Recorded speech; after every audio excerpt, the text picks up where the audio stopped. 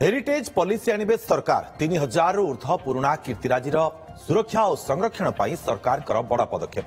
खूब शीघ्र heritage policy आनिबे राज्य सरकार। उपमुख्यमंत्री प्रभाती परिडा अध्यक्षतार एक बैठक अनुष्ठित हो जाइछि।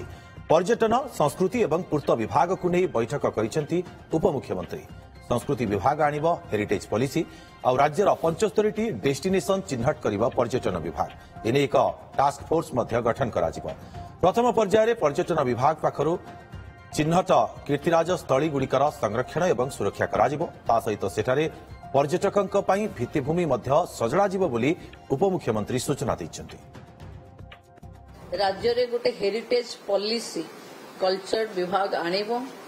पर्यटन विभाग 75 डेस्टिनेशन को आइडेंटिफाई करिवो एवं से 75 डेस्टिनेशन को आमे जेते प्रकार अम्यूनिटीज स्वच्छता एवं पर्यटन फ्रेंडली करबा पई कि आर निष्पत्ति निया जिवो एवं जेते 3000 रु ऊर्ध्व जो हेरिटेज आम पाखे अछि तार कंजर्वेशन और प्रिजर्वेशन पई आम पाखे पॉलिसी आसीगला परे जो मैन पावर एवं 3 डिपार्टमेंट रो कन्वर्जेंस रे एको आमे वर्ल्ड क्लास कंजर्वेशन को ट्रांसफॉर्मेशन करिबु बोली आज कथा हेला।